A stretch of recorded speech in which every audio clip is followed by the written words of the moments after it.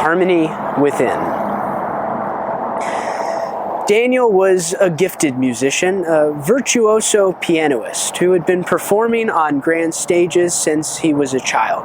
Applauded by audiences worldwide, he seemed to have everything: a successful career, fame, and admiration. Yet, beneath the accolades, Daniel felt a growing discontent. He was restless, irritable, and often clashed with fellow musicians and concert organizers. One evening, after a particularly tense rehearsal, Daniel's longtime friend and violinist, Elena, approached him. What's going on with you lately?" she asked gently. "You snapped at the conductor today, and it's not the first time." He sighed, running a hand through his hair. "I don't know. I just feel off, like something's not right inside me." Elena looked at him thoughtfully. "Maybe you should talk to someone. It might help to get an outside perspective." Reluctant, but recognizing the truth in her words, Daniel agreed. He scheduled an appointment with Dr. Mitchell, a well-respected psychologist known for working with artists. In their first session, Daniel vented his frustrations.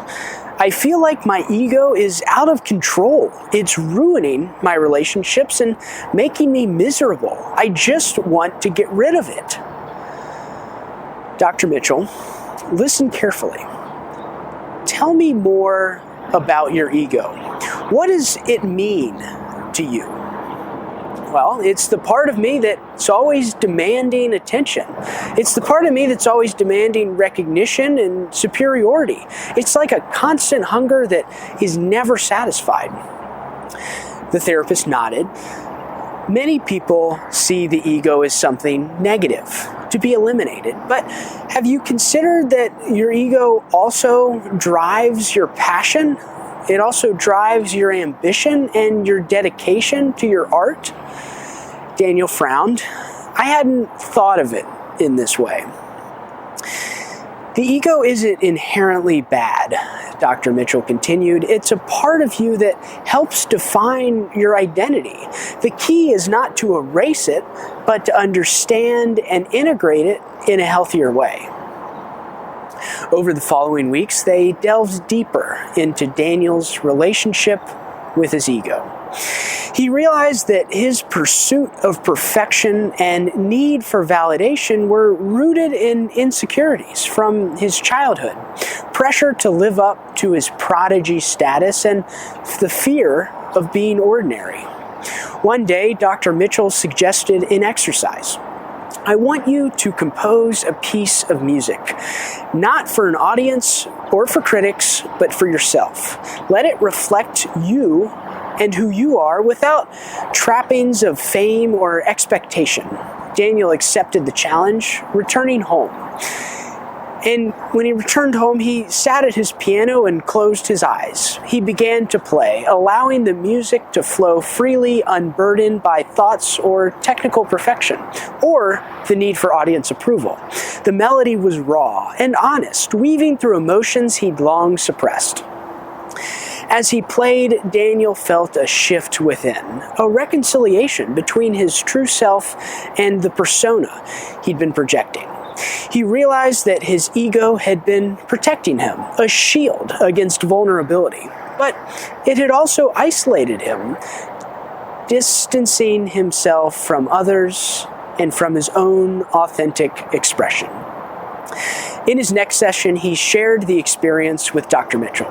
"I realized that my ego isn't the enemy, it's a part of me, but it doesn't have to control me either. I can guide it instead." "Exactly," Dr. Mitchell said with a smile. "By acknowledging and understanding your ego, you can reshape it to serve you better, to bolster your confidence without overshadowing your humility and empathy." Embracing this new perspective, Daniel began to interact differently with those around him. During rehearsals, he listened more and collaborated openly with his colleagues. When mistakes happened, and they did, he approached them with patience rather than frustration. Elena noticed the change. "You seem lighter," somehow she remarked after a rehearsal. "I feel lighter," he admitted. "I'm learning to balance my drive with acceptance." He also started mentoring young musicians, finding joy in supporting others without needing the spotlight all to himself. Sharing his experiences, both successes and struggles, he connected with them on a deeper level. Months later, Daniel premiered his new composition, a piece born from his personal journey. The performance was unlike any other he'd given. The audience was captivated, but not just by his technical skill, but the profound emotion conveyed through the music. Backstage, a young pianist approached him. "That was incredible," she said. "I've never heard anything like it." "Thank you," Daniel replied warmly. "Remember, the most important thing is to stay true to yourself in your own music, whatever that looks like." And as the theater emptied and the lights dimmed, Daniel felt a sense of peace. He understood now that his ego was not something to be banished, but a facet of himself to be nurtured and guided. By working with it rather than against it, he rediscovered his passion and found harmony within. Now, Daniel's story illustrates the importance of embracing and understanding one's ego rather than attempting to eliminate it altogether. By recognizing the fact that the ego plays a crucial role in shaping identity and driving ambition, he learned to channel it positively. Now, this approach allowed him to reconnect with his authentic self and improve relationships and enrich his artistry. The journey emphasizes that working with the ego can lead to personal growth and fulfillment, aligning one's inner desires with outward actions.